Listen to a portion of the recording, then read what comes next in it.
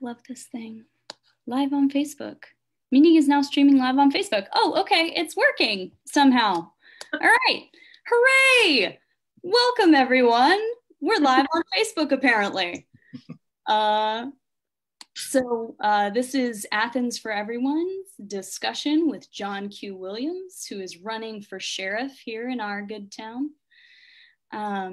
We're going to do a couple of quick little introductions here. We have me, the moderator. I'm Erin Stacer. I'm the current president of Athens for Everyone. We have Rochelle Berry, who is on the board of Athens for Everyone and is a grad student at UGA and all around badass activist. We have Sarah, how do you say your last name? Halstead, that's what I thought. Okay. Sarah Halstead, who is a lawyer, a public defender, no less, over in Barrow County, and also works with the Athens Immigrant Rights Coalition.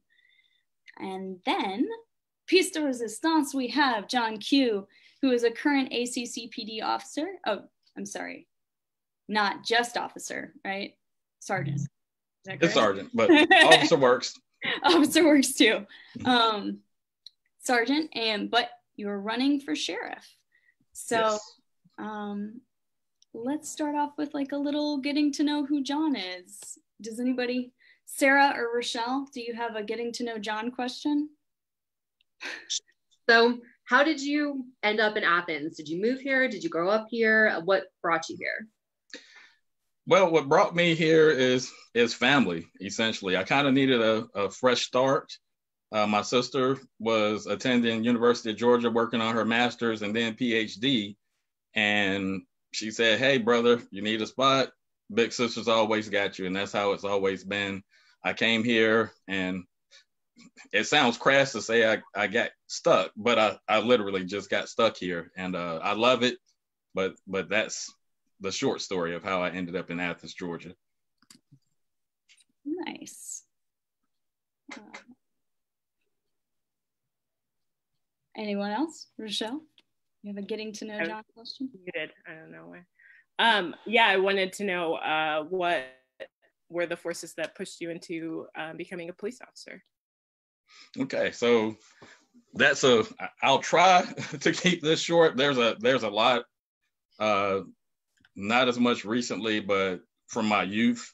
I grew up in Gary, Indiana, and I see a lot of, I guess, parallels between Athens, Georgia now and the Gary when I was growing up. Gary at that time in the 70s, 80s, even 90s was probably a 90+% African-American city. The police department did not reflect that. It was more the opposite. So the police department was 90% not African-American. There was a lot of clashes. Even myself, I was a academic student, wasn't really into athletics or anything like that. I played. My dad was a great basketball player, but my focus was purely academic. I did speech meets and forensics competitions. I was in the gifted and talented program where I actually got bused to another school for academic prowess, and I ended up being a National Merit Scholar. In my time growing up, there were so many interactions with the police that I felt were racially motivated, interactions that didn't have to happen aside from the fact that I was a Black male and my mom had a really nice car. We called her car the Enterprise. It was a white 1989, actually it was a cream colored 1989 Buick Riviera, and it had a touch screen. And if in the late 80s, early 90s, you can imagine having a car with a touch screen in it where you could literally, it had a tape deck, if anybody knows what that is still, but you actually could push the screen and advance the tape deck. So it was a very nice car. And I got stopped driving that car. I had my license, I had everything. Story that I tell a lot to folks is this girl I had the ultimate crush on. I was a girlfriend. She was my girlfriend at the time. I picked her up, my first driving date. We were going to the mall and a movie. Got stopped by the police. they said that something was off with the tag and the insurance. Turned out it was nothing, but needless to say, even though that turned out right, that date didn't end very well. And again, I was 16, 17 at the time, so it wasn't really a good experience. So I look back on things like that, instances with my friends being pulled over by the police for no apparent reason. Most of my folks, it doesn't excuse it one way or another, but most of my friends were academic, 3.5 to 4 point something GPA students, never got into any trouble. There was no reason for us to be targeted in those ways. So that's from the early goings. One more quick story. When I was in college with my son's mother at Iowa State, and I still praise that. I went to Iowa State. I drank from my glass when I graduated just a few years ago. I was a 17-year senior. But when we were there, we did things kind of the reverse way. We got pregnant, then decided to get married.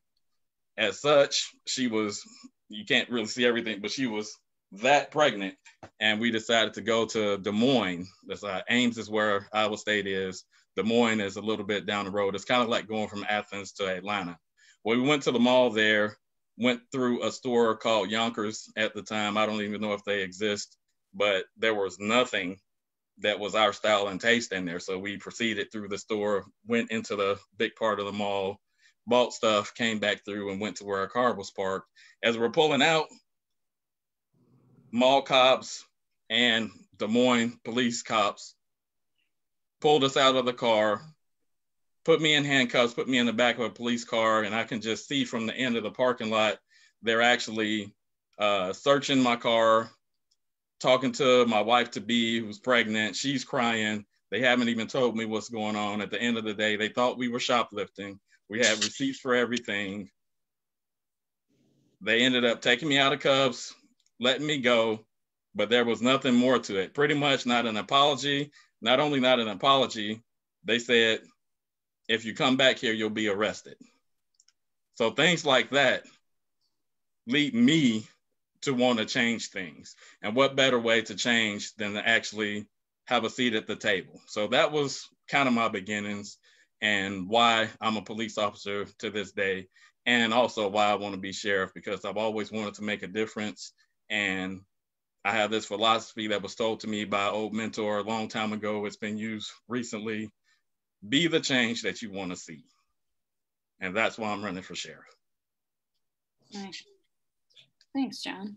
Mm-hmm. That's actually pretty good segue into then asking you questions about what you want to do as sheriff. So for this part, we will ask questions in a little bit of a sequence.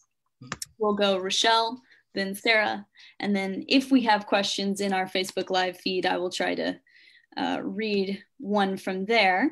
And if not, we'll just go right back to Rochelle and she'll ask another question. So, Rochelle, you want to start us off? Sure. Are you not sending the questions? Do I need to have it open? Oh, no, sorry. It's the Google Doc that I shared with you. Yeah, let me get it. Opening it right now. All right, I got it. All right, our first question is, can you identify and explain 2 of your top priorities for your first year in office? 2 of my top priorities, first year in office. A lot of people come into these things with this, 30, 60, 90-day plan. I've got some things down. I don't want to tie myself to a time limit on them. One of the first things that I want to do is address the morale in the sheriff's office. I think that's important because that not only is going to affect the employees, but it's actually going to affect the customers. So the inmates that we have, the citizens that come out and need services, and actually the services that we have on the street. So the first thing I want to do is get staffing up, and I want to focus on education. I think it's important that we train people the correct ways and not simply like currently they do a lot of training online. There's a place for online training, but when it comes to doing your job and doing it effectively, when you have something like law enforcement, that's not going to cut it. That can only be a small portion of what you do. My background is extensively in training. I've trained everywhere I've gone, at University of Georgia as a dispatcher, and Charlotte Mecklenburg as a dispatcher and lead telecommunicator there. And then back here in Athens and with the police department and dispatch, as well as on the road as a training officer, I'm currently assigned to the training unit. One of the classes that I teach that I would like to bring to the sheriff's office is called Fair and Impartial Policing. We have actually extended invitations to the Clark County Sheriff's Office. I've been teaching this over 7 years, and they have not chosen to step up and take the classes. We're right next door to the jail. It's not really that hard. There's always some excuses to why they can't come. But that class is about the science of bias. I think it's important that we understand how bias affects people, and everyone has some type of bias. Understanding them, especially at the implicit level. Explicit bias, there's not a whole lot that you can do. But those implicit biases that you don't really realize that you have, we can address them. And I always say it's kind of like my old favorite cartoon, G.I. Joe. I don't know, all of y'all are probably too young to know G.I. Joe, but they'd always start with a problem and somewhere it gets fixed. And at the end, once everything is fixed and everybody's back on the same page, they say, now you know, and knowing is half the battle. And that's how I kind of feel when it comes to bias. Sometimes people are not just evil at nature. Sometimes they just have things that are based in bias. And once we teach them to understand that and understand how their responses might be because of bias, it helps them overcome it. I don't think anybody wants to harm other people intentionally. And sometimes it's just a matter of just not knowing what you're saying. So that's one thing, the education piece in that class. Also, there's another part to this is de-escalation training. So if we have good de-escalation training, so we can have alternatives to simply arresting people, to using extensive or even deadly force, when we can get into those matters and use alternate versions, those things trained correctly will help reduce those interactions and just get a basic, better relationship between the public and the law enforcement. So then number 2, this isn't something I can just nail down right off the bat because it's going to be a lot of things all over. So I really want to focus from that point on the concept of criminal justice reform. So I want to be supportive to the community's ideas and not simply arresting people for misdemeanor offenses. So I want to be, I guess, a conduit to help that change go. I think we've already gone a good ways as far as getting the reduction of bond and cash bond. I think we can go further with that. I can't directly influence that, but I can be a spokesperson. I can be vocal on those topics. I think it's going to help to reduce the number of people that not only go to jail, but that stay in jail. And we want to have diversion programs that's going to help us have people, even if they do go to jail, not come out with this black mark on their record so that they can't get a job, so that they can't have decent, productive lives as citizens. And that goes across the board. I know a lot of people will go and say, hey, it's a racial. I don't care what race, what nationality you are. Justice should not be just for one group of people. It should be for everybody. So in short, that's kind of where I want to go with that. Those are my 2 of my top points that I want to make sure I address. Thank you. So I guess go to Sarah now. Sarah. Sure. Sure. So you touched on the deputy morale and retention issue. So to that point, do you think that having a more diverse force would have a positive impact on morale and retention? And if so, how would you go about diversifying the applicants that are coming in? Okay, I think that, thank you for that question. That's a great question. I think having a diverse staff is critical. As I said, when I was growing up, my police department in Gary was probably 90% white. And I couldn't tell you whatever, maybe there was a few of Latino descent, maybe a few African Americans, and then some you don't even know. I think it's important that any law enforcement agency reflects as closely as possible as they can. We have to deal with quality applicants, but it needs to reflect what the community looks like. So that's one of my goals. How do we get to there? We have to go out, and there's this concept called community-oriented policing. It's important, and it's something that from the godfather of police work is Robert Peel. He come up with these strategies for policing that he's considered to be that created it. And community-oriented policing is a big part of that. So what we have to do is get from just being out there enforcing the law and only seeing when we're trying to do something or arrest people. We have to get out there and truly be involved in the community. There's some of that, but we can always do more. And specifically at the sheriff's office, I think the sheriff's office has for too long relied on the police department to go down those roads and to actually be that entity that's engaging in community-oriented policing. I think the sheriff, as an elected official, has a duty, a responsibility to be a sheriff of the people. So what you see on my signs, it's not just a tag, it's not just a catchphrase. That's what I want to do. I want people to know who the sheriff is, to know who all of my deputies are, and to have them in a community interacting. When I teach some of my classes, there's one theory called the positive contact theory.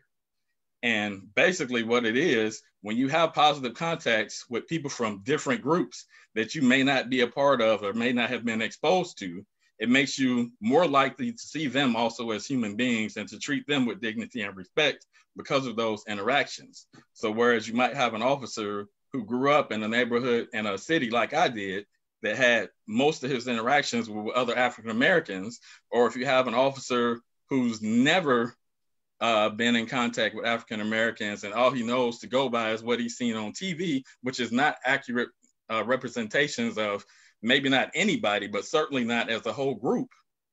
When we have those interactions, we get a little bit closer to having that legitimacy, and the community will be behind us.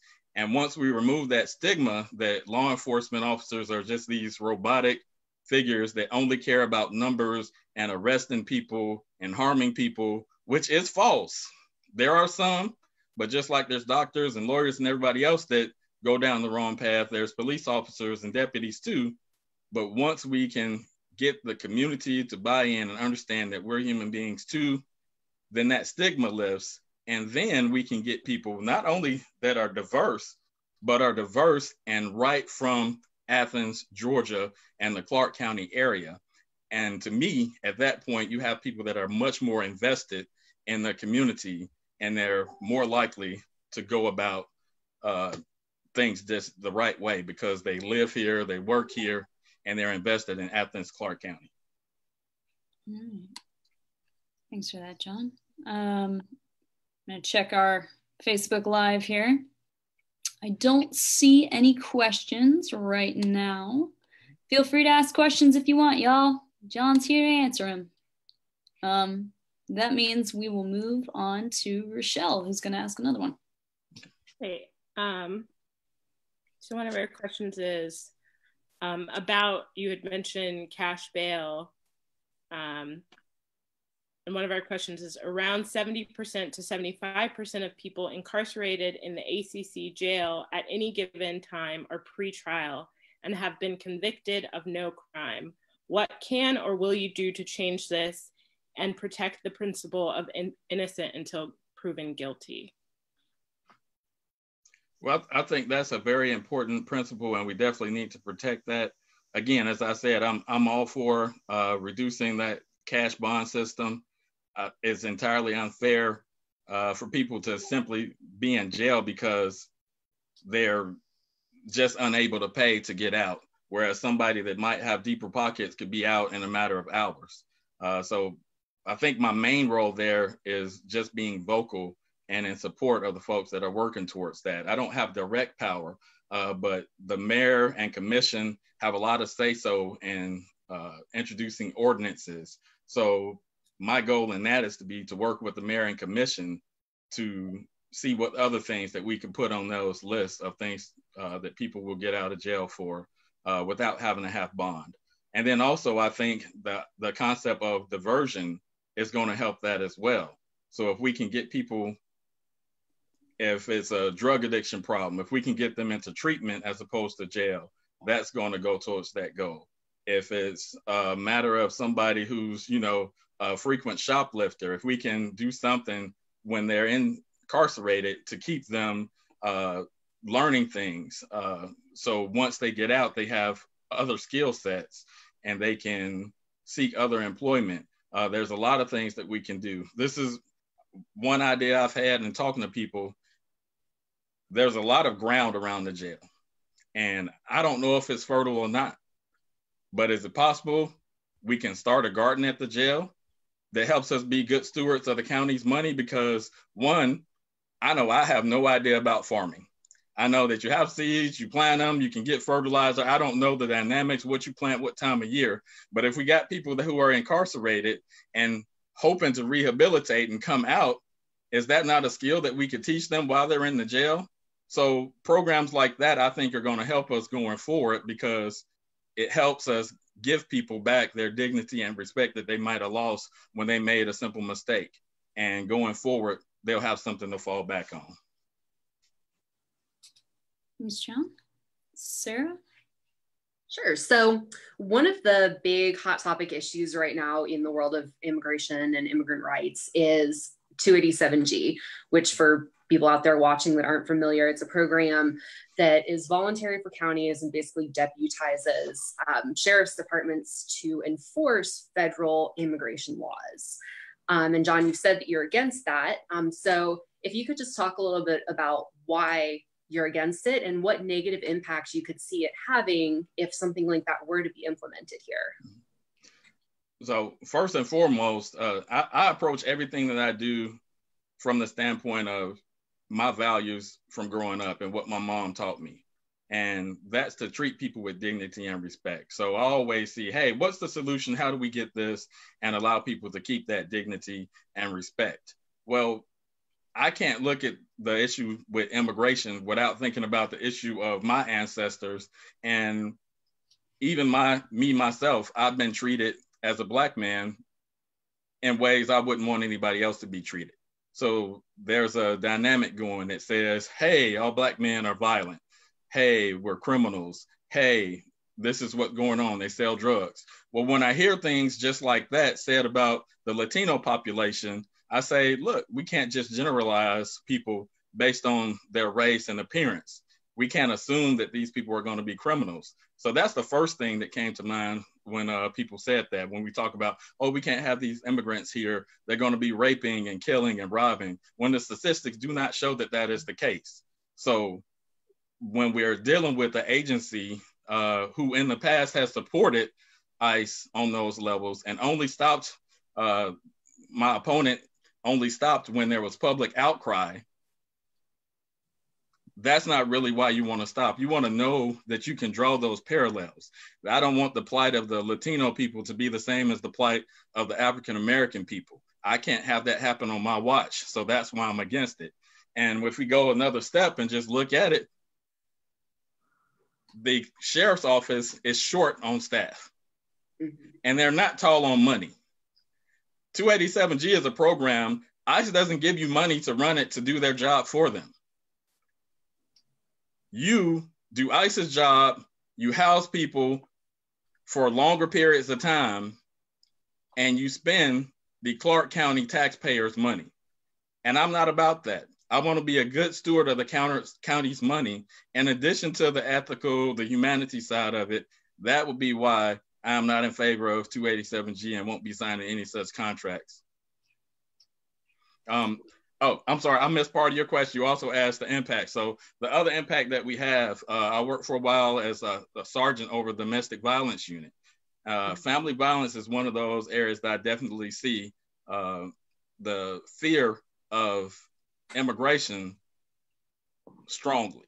I've dealt with survivors who would not cooperate, who would not talk to or even call the police when they've been beaten to within an inch of their life, because they were afraid that somebody was going to be deported as a result. And, you know, these families, they're not always well off and wealthy. A lot of times they just cannot survive if they don't have that person. And sometimes that's what's driving them to endure such abuse ongoing. We can't afford to have a society, even people who they consider to be under or undocumented, in fear of law enforcement as a result of what's going on. We protect and serve, and it's not a selective process. It's for everybody. Thank you. All right. We got some questions up in here. Right. Let's see. So our first question from the live chat was from Carol Myers. She is asking, can you talk about the jail telephone system and the limitation to all jail visits to video visits and no in-person invitations, invitations and the medical system? Okay, so another great question. Hi, Carol, glad you're watching. My approach to that, first and foremost, I like to say, I don't know everything about what's going on in the jail because unfortunately I'm still on the outside, okay? From what I do know, there is a high cost to just having contact with your loved ones. From my standpoint, I want to change that. I don't think it's, whether you think it's fair or not, and the punishment is even beyond it.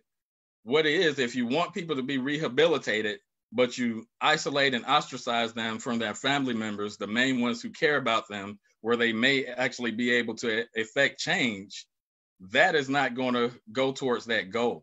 You're not going to be able to have somebody come out being better than when they went in if they're cut off from the very people who care about them.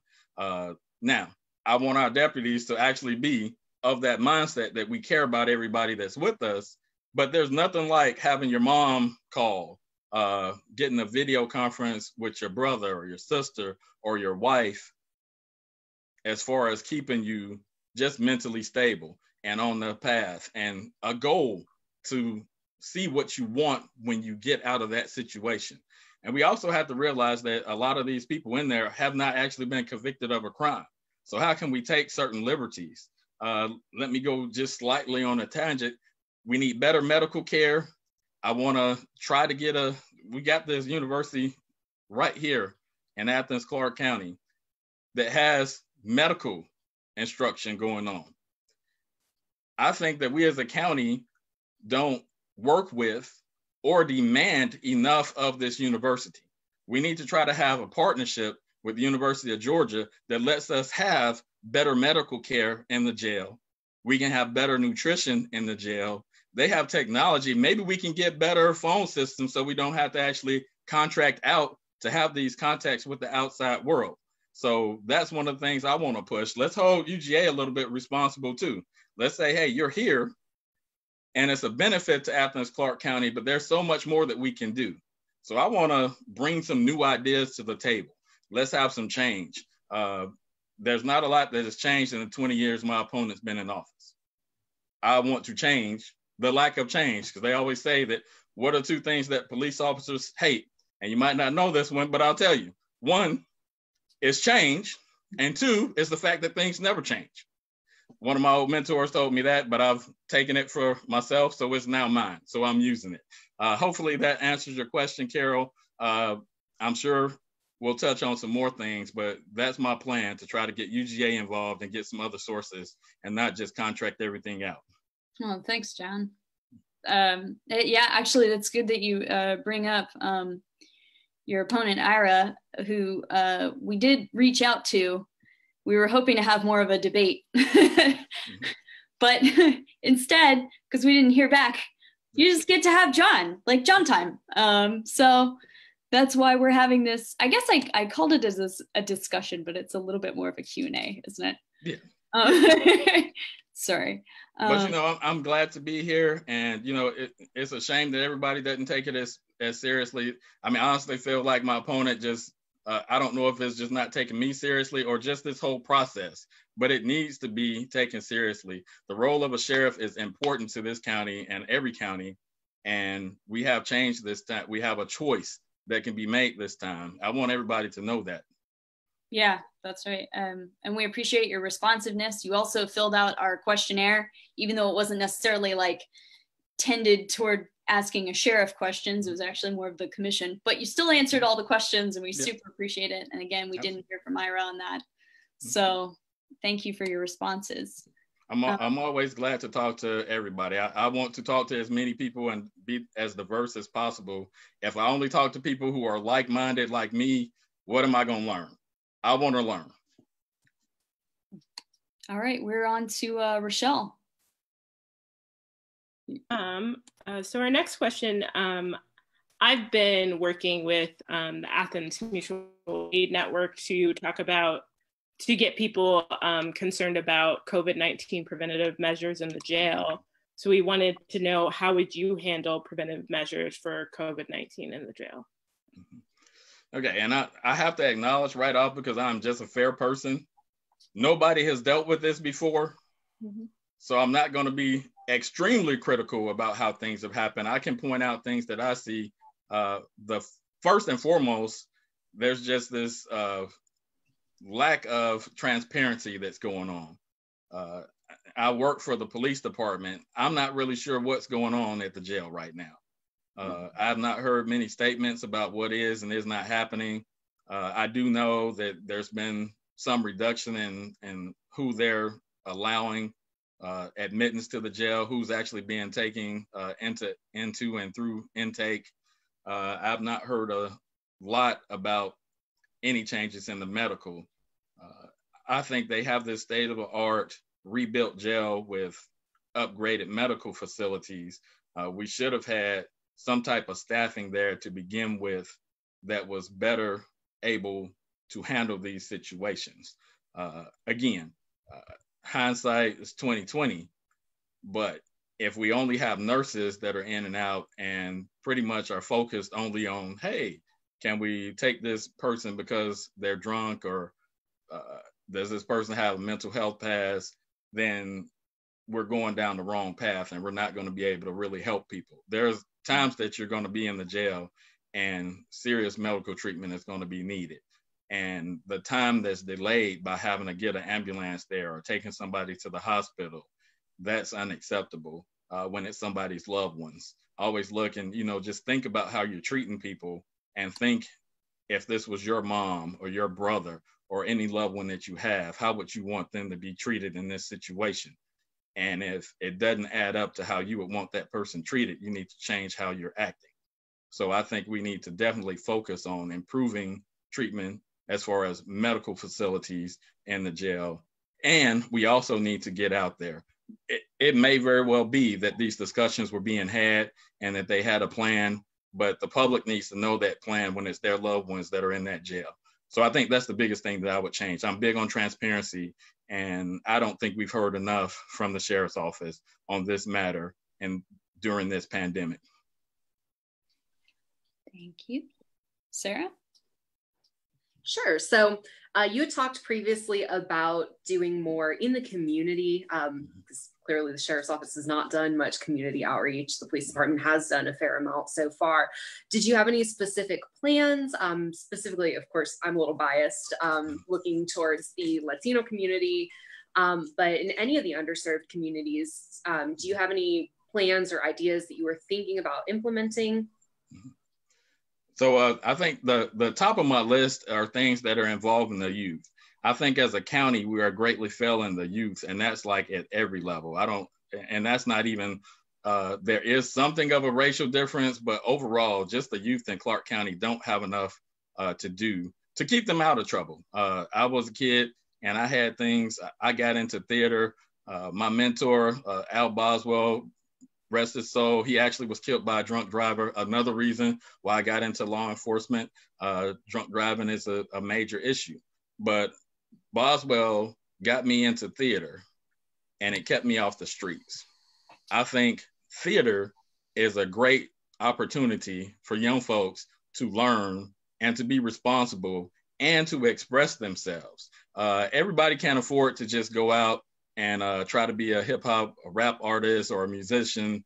Athens is great on musical content, don't get me wrong. There's that avenue out there, but it's not for everybody. Everybody can't, afford an instrument. When you're acting, when you're doing theater, your body is your instrument. Everybody has an instrument that can act, that can sing. So I would like to start a community, basically theater ensemble for youth. And I think that that's going to help us out, and it's going to help them tell stories. When I was in college, I was part of this Black theater ensemble. And one of the things we did, we actually wrote a script based on slavery and the mistreatment of African Americans. And the main character kind of traveled through history.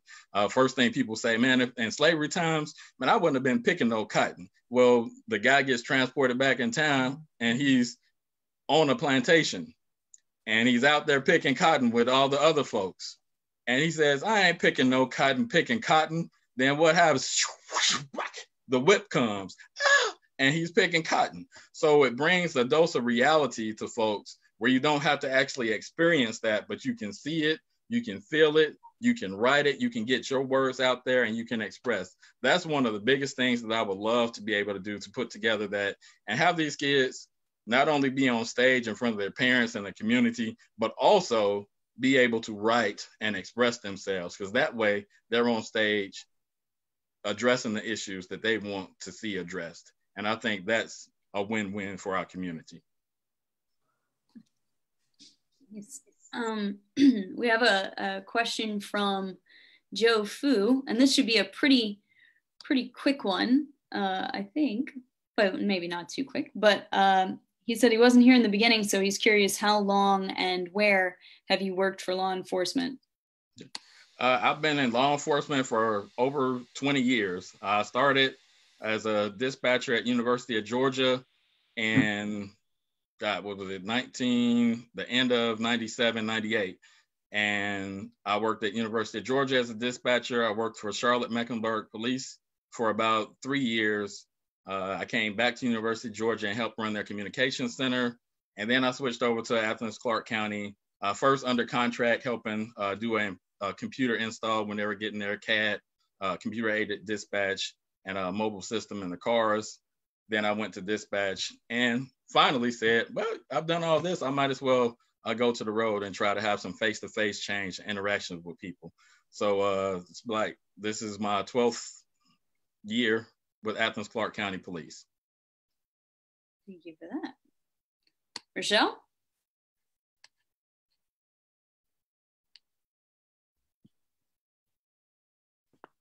I was muted. Okay.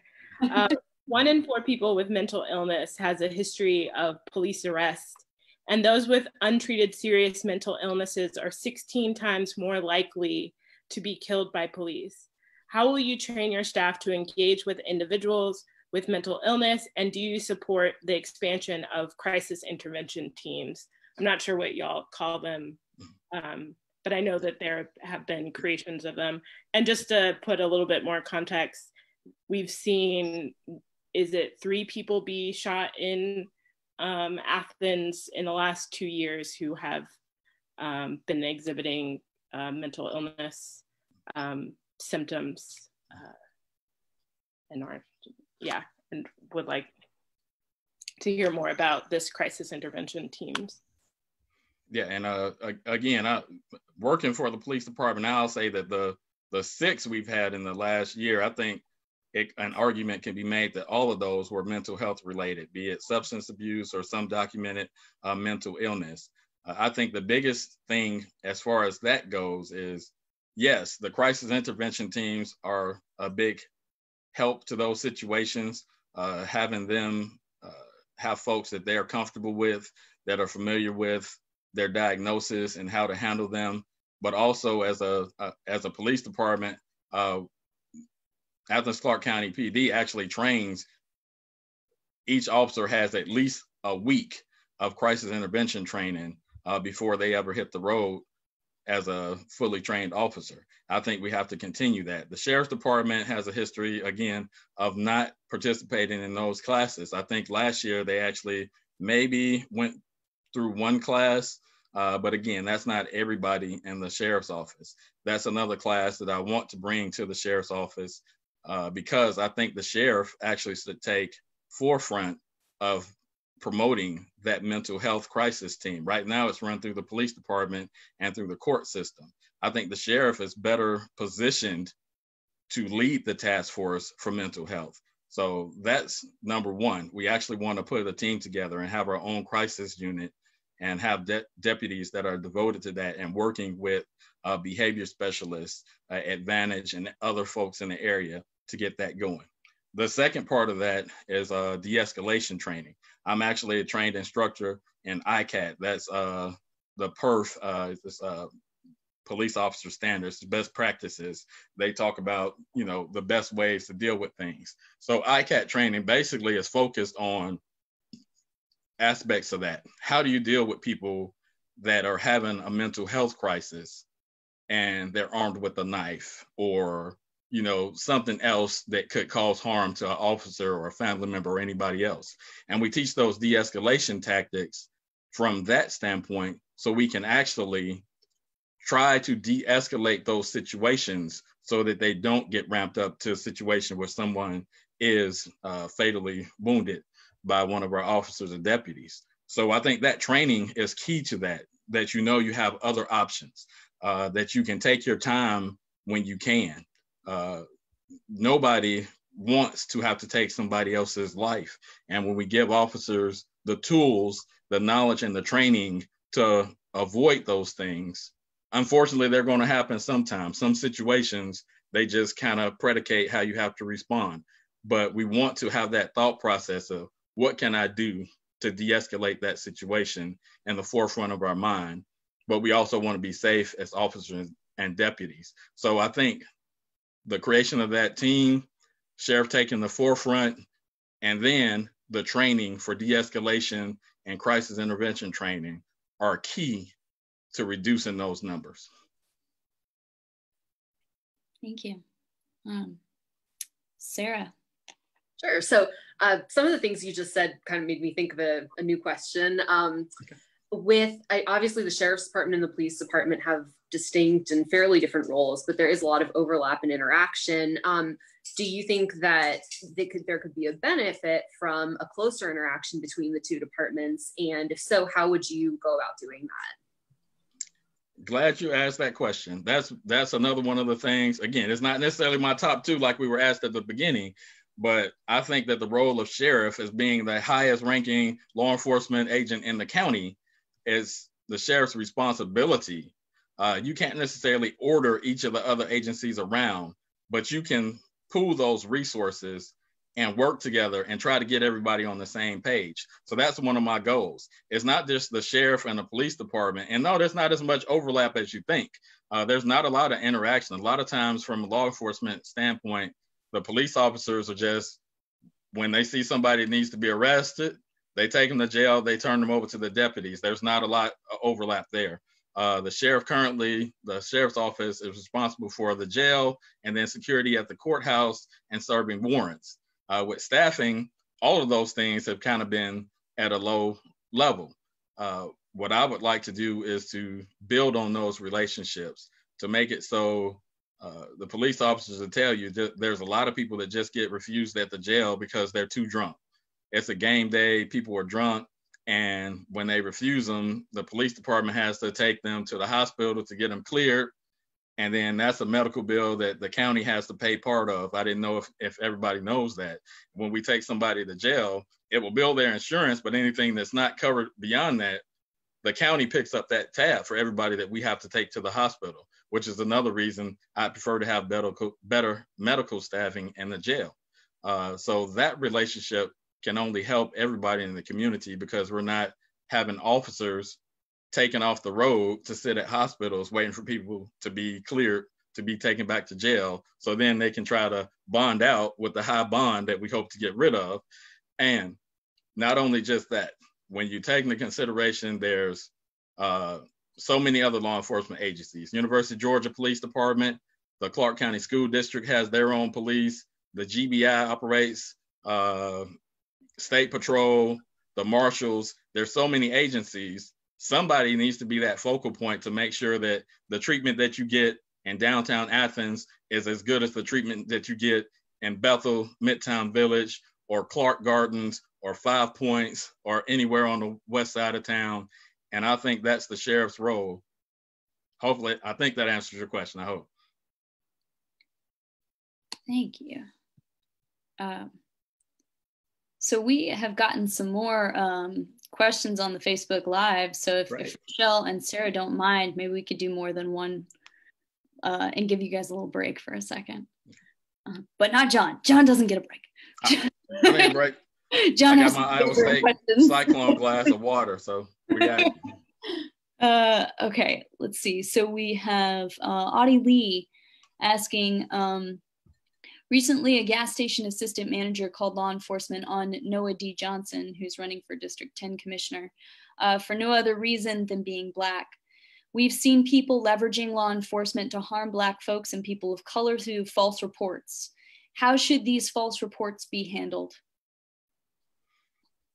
Okay, and that's a tough question, but I'll answer it as best I can and deal with it. First, I'll say there's a phrase that I use for this phenomenon. It's called being thrown in the hopper, profiling by proxy. It's when somebody who may have bias-based intentions, racially motivated intentions, actually calls the police on somebody. So it's not necessarily the officer who is having this reaction or being biased or racially motivated, but it's that person that's calling. It's a real tricky situation, and you have certain things that you have legally that you can and cannot do. Ultimately, it's unfortunate, but if somebody says, hey, I don't want this person here, and a law enforcement officer is called, sometimes the best we can do is just explain the situation to all sides. It's a civil matter other than that. So, I mean, if you wanted to address that with that group, I'm not personally calling for a boycott or anything, but sometimes if you feel people aren't getting it, that's the only way that you can, I guess, get that understanding across. I think as a community, when situations like these happen, anything that's like verified, we need to band together. I have no problem being a voice when I see things are wrong and unjust. That's the biggest power that we have as Americans, is to vocalize it. I haven't actually spoken to Noah or Mocha. I've seen the posts, and I think they are great at handling these type of situations. I have all faith that they're going to take it to the level that it needs to be taken to. And, you know, anything that the community can do to help them in that situation is kind of unfortunate, because you don't want to be in a situation where you feel unwanted. But by the same token, if somebody comes to my door right now and I don't want them at my door, and I tell them to leave and they don't, I can call the police, and the police are going to tell them that they have to leave. But I think as police officers, we have to understand when we're put in that situation, and we have to respond accordingly and not, I guess, say, do more than what we should in those situations. And again, I don't know everything that happened on the tail end of that. I would have to, you know, look at that, because I'm a person that wants to see all the facts. But I would just ask that our officers and train them to actually look at the total picture and all the circumstances and respond accordingly. If it's not something that warrants an arrest or anything, then don't make it into that. From what I understand, nobody was arrested in that incident, and I'm thankful for that. And I'm thankful that everybody went home and was healthy at the end of that incident. We also have a question from Adam Hebert. Many have lost employment from COVID-19. Were you sheriff today, would you carry out evictions of people that are unable to pay rent due to job loss during this pandemic, or a similar future emergency situation? So right now, I think that's something that's being addressed, and I think American Mission have been right on target with trying to get this pushed out as far as, you know, what we can and can't do. Right now, I would guarantee that, you know, if I was the sheriff right now, I would not be focusing on eviction. We have bigger things to do and more important. We need to make sure that the people in the jail are safe. We need to make sure that the courthouse, because we're not running at full staff, but we do have to have a certain level of safety there as well. And our numbers are low. So during these times, I don't think it's neither economical or ethical to be focused on something like evictions. Unfortunately for the folks, I do feel for the folks who own these residents or apartments, but there's got to be some kind of common ground. We got to be able to come to the table and figure out what's the best way so we're not hurting more people than what we're helping. So short answer, no, I would not be supporting evictions. Things would have to improve a lot before I would feel comfortable doing that. All right. And then we have a question from Eugene Chavez. Says, thank you for choosing to have this discussion. Can you name specific measures and rewards that can be implemented that you believe would improve interactions and professionalism between deputies, personnel under your stewardship vis-a-vis the jail population and the public? All right, so again, you got to be careful when speaking of things like rewards and benefits. I think I would go more towards the taking ownership and understanding. So one of the first things I will do is try to speak to all of the employees in the sheriff's office, everybody under me and with me, everybody that's in and out of the buildings that are under my purview. I want to understand what their thought process is, and I want them to understand my belief system. And then I want to create a committee of people from all areas of the agency to have something of an advisory board, because I think that's how you go about answering these things. You get people to address the problems at that level and try to come up with solutions so that when we implement these solutions, we don't have to get buy-in from them because they're already been a part of that process. And I think that goes with the community too. What I did, and this is like at the core of community-oriented policing, when I first hit the road in 2009 as a slick sleeve officer, the first thing I did when I was assigned to my zone, I was in the zone, and again, I almost called the numbers. We don't even go about that anymore, but the area around downtown, Bethel Midtown Village, Parkview Homes, those were most of the areas that I patrolled. And the first thing I did, my first day out on the street, I got out of my car and I knocked on people's doors. And I said, hey, I'm Officer Williams. I just got out here with the Athens Clarke County Police Department. You have a moment to talk to me? And they said, who? Everybody was shocked because the cop was just knocking on their door just to talk. Well, the first thing I asked people was, hey, what kind of problems do you have around here?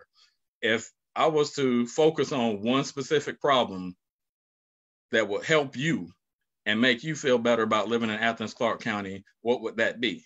Well, the answers range. It's like, hey, people are breaking into houses. People are breaking into cars. Oh, I'm tired of these people hanging out on the corner, or I'm tired of kids, playing football in the street. And those are the problems that I try to address. Now, the kids playing football on the street, sometimes I address that by going out there and scooting them off to a vacant field and playing football with them. Those are the types of things that I think as a deputy, as an officer, help not only with the community, but with the staff themselves. And I think that's where we need to go. So they have that buy-in. They're a part of the solution. People have buy-in then, and you don't have to sell them on it. Excellent question. Yeah. Do you think we could do maybe one more question each, one from Rochelle and one from Sarah? And then if we have time, or if you don't mind going slightly over time, we could do a couple more questions from the live stream. Hey, to get my jab in here, hey, I'm here. My opponent is not. So I'll take all the time y'all need. Nice. Okay. Rochelle, you got one you really want to ask? You're muted, my friend. Sorry. All right. So police interactions are a leading major cause of death for Black people, with about 1 in every 1,000 Black man or boy expected to die as a result of police violence over the course of their lives. I find myself as an abolitionist fighting to limit interactions with at-risk communities and the police. as I would with any other emergency service provider, such as paramedics, firefighters, ER doctors, et cetera. However, I find that like the commission likes to think of the police as social workers when like in the schools we have currently, where we have 600 students per a we have 600 students like per a whatever they call therapists in schools. But we have like 25 police officers. And so they think of the police officers as substitutes for social workers, as I've seen in interacting with the commission in a lot of different cases around the city. So I wanted to get your thoughts, and you kind of said some things around this that I thought were good just now in the last question. So do you believe the police in their official capacity need more interaction with the community, and what kind? And how will you work to make sure that as people are arrested, they are not unduly assaulted or killed, like the community member who was assaulted by a police car last year? Is that last year? Yeah. All right, so if I'm understanding the question correctly, I'll answer. If I don't answer it, you can redirect me. Make sure I get. No, I think I got it. Let me try to answer. Let me see if I'm on point with you. So I think that I'm not ever going to say that I specifically want more interactions between the community and the police as far as us doing the job of law enforcement. I think that it's important that we interact with the community for two reasons. One, the community needs to understand that the police are actually human beings. I know it, and I get, coming from an abolitionist standpoint, how you don't necessarily feel the same, but I'm telling you, we're human beings too. And I think interacting, hopefully you can see me as a human being after having this discussion. I've loved hearing your questions and talking to you. But I think we do need to have more interactions because we understand each other better. Even if we don't agree, we can understand each other and see where each other is coming from. I was actually a school resource officer at Cedar Shoals. The ratio of police to students is lower actually than that of the counselors. The high schools have like 2 each sworn officers, then they have security staff. There's 1 in each middle school. There are none at the elementary level. I would say that the role of police in schools has not necessarily been what the original intention was. The role of officers in school is supposed to be more of, I don't know, sometimes mentoring, but also educational.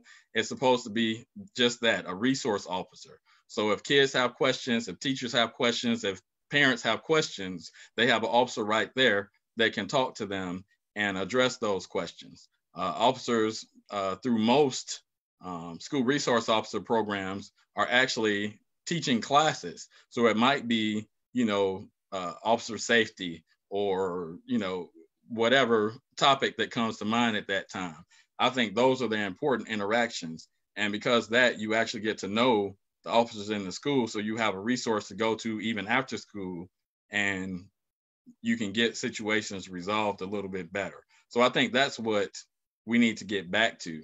And I would not be opposed to, as the sheriff's office, as opposed to the police department right now is contracted with the police department for the resource officers. And I think I would love to have enough deputies that we could take over that contract and have the deputies in school, because I think there's a little bit more leeway when it comes to the sheriff's office as far as what we can do and where we can go. If a sheriff deputy is going with them to protect the team on a away trip, you don't have to swear in anybody else because they have statewide jurisdiction. So if we have a Cedar Shoals game that's in, whether it's Oconee or if it's in South Georgia or whatever, we just have a deputy that already knows the team, that kind of knows the procedures, knows everybody, that can just go ahead and drive down with the team and actually take action in that county with no further issues.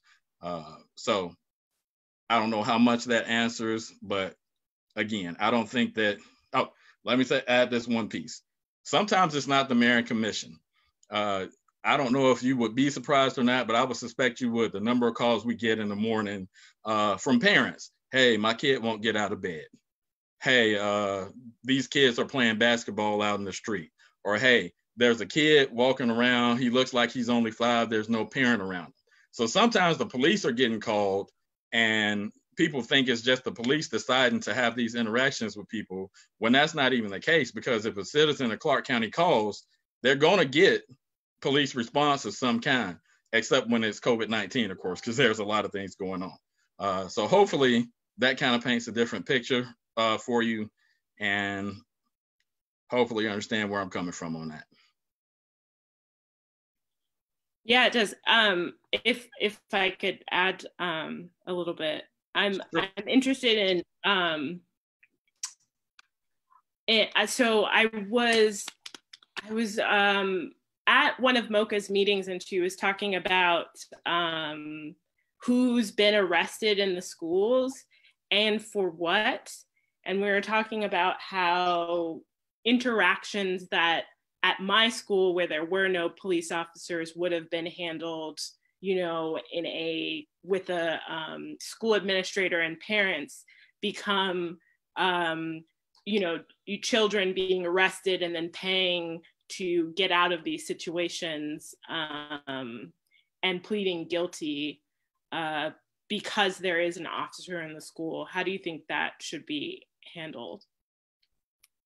Well, again, unless it's something that's directly a criminal offense, I think officers tend to try to push those issues onto the school staff. That's the preferred method. There are some things that just as law enforcement that you do have to address. Having weapons on campus, drugs on campus, those types of things is not a whole lot of leeway that you have. But things like fights, things that are school policy violations, it's my understanding as a resource officer and through my training that those things are better off dealt with the staff. And I think by and large, I can't say everywhere in Clark County, but everywhere that I've been and talked to resource officers, that is the preferred method of handling those things. Mm-hmm. Definitely agreed. I would say the list we were looking at showed that of the only 30 students who were arrested, they were like 29 of them were Black, and then split between girls and boys. And so we were just discussing on who gets arrested, and they were mostly arrested for school fights. Mm-hmm. And the ending of my question, which was pretty long, was how will you work to make sure that as people are arrested, they are not unduly assaulted or killed? So again, I think that goes back to training, the de-escalation training, the bias training. If you don't have these preconceived notions about people and what you're going to have happen as a result, then you can look at all options before you make those decisions and you make those moves. If you feel internally that Black people are more dangerously and you respond accordingly, then that's an issue.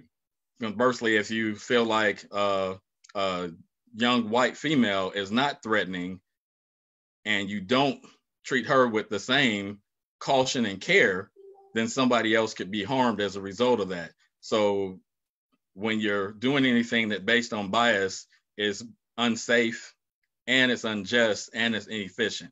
So the training is going to get that to fix and resolve things. So I think, again, it goes back to training and just basically treating people with dignity and respect. If it comes back to the golden rule, that's something that I learned in kindergarten, but it can actually go that. Body cameras are something else. I know right now, I don't think the sheriff's office wears body cameras when they go out in the field all the time.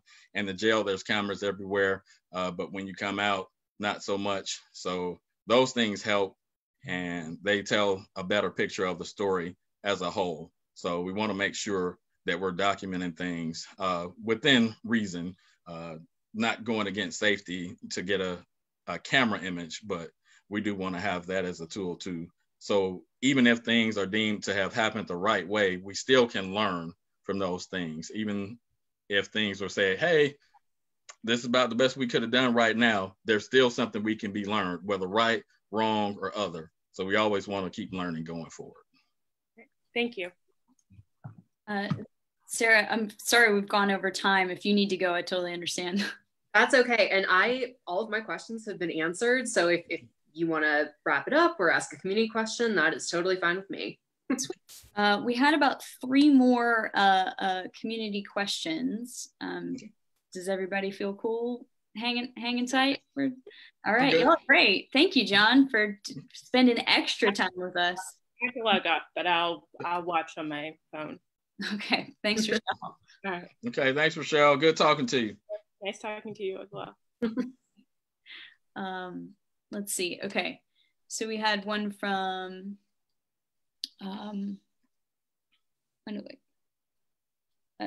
that was you. We already read one from Eugene, didn't we? No, maybe it's just 2 questions. Okay. David Timothy asks, I read in the Athens Banner Herald last year, almost to the day, that the jail has had issues with high turnover, about 12 to 17%, to the point that it's understaffed and maybe unsafe, and inconsistent employee and inmate discipline were reported among other problems. Do you have thoughts on this topic, and do you have a plan to address this?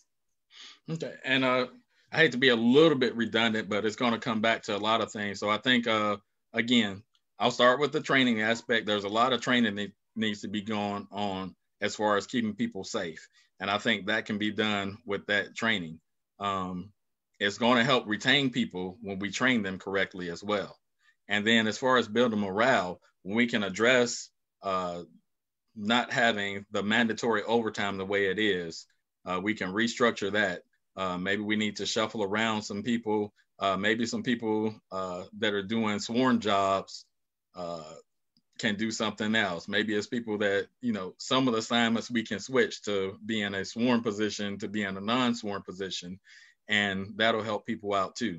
One big thing I definitely want to do after I get this advisory committee going will be to actually try to branch out. So I want to have the sheriff's office, have the deputies have an option to have some patrol responsibilities. You don't want to take over the role of everything that the police are doing, but to get people out of the jail, because again, I understand as an inmate it's rough, but it's not easy being a deputy and working in the jail 12 hours a day either.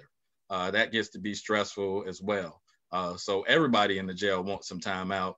And if we can get those officers on a rotation where they can get out and either serve warrants or maybe take some accident reports to shift their mind frame and let their family know that, hey, they're doing something different. They're just not locked down in the jail. There's a lot of things that come into play being in law enforcement, and we want to make sure that everybody has a good mental state. And I think that's going to help not just those deputies, but it'll help the community and their families, and it'll help any inmates that are coming and going, because they're going to be treated better and with that dignity and respect that I talk about, because their job is serious, but it also has different aspects, and you're not just doing the same thing over and over every day. So.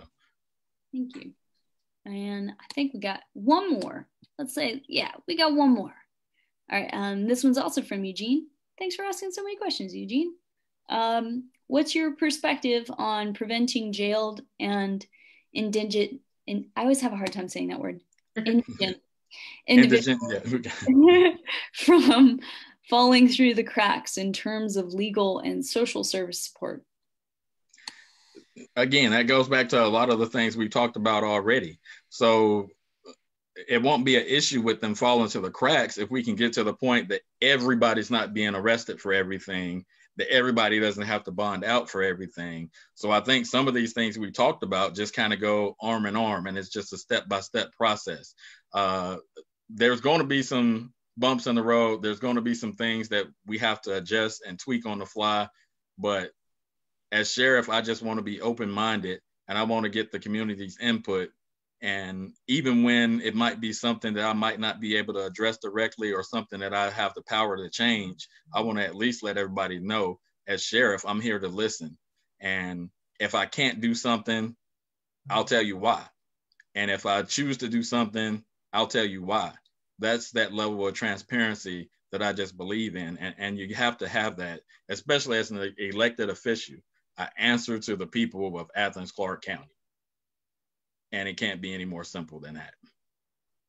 Awesome. Well, that sounds like a good place to be done, unless any questions popped into your brain, Sarah. Nope, nothing from me. Thank you. Awesome. Well, we went well over time, and John was so awesome in answering all our questions. Thank you. Let me say one thing. So my team has put together, we're going to be announcing soon, we're going to be doing some town halls. So if you didn't get to ask your question today, or if you got something that comes up, probably each Saturday in May, we're planning it out now, we should be announcing. We're going to be doing some town halls Saturday evenings. So keep an eye out for the broadcast, and we'll be there. Anybody else that wants to talk to me, please reach out. I'm available. The website has been updated. www. Can you see it? It's reversed back there. I don't know. JohnQ4Athens.com. But look it up if you want to see any more. We got some good videos and some good takes if you want to know anything else. Thank y'all for this time. I really enjoyed it. It was some great questions, and they kept me thinking. Thank you. Deeply appreciate you, John. And so you said that people can view your town halls. Is that going to be on your website or on Facebook? It's going to be on Facebook Live. So we're going to do it through the campaign page, and we'll put it all up shortly when we get it together, probably within the next few days, next week at the latest, because I am also trying to buy a house. So it wasn't enough to have a full-time job and run for sheriff. I had to also try to buy a house, but Clarke County, I love it. So it's about time I put my roots down more permanently. Hey, that's nice. Congratulations.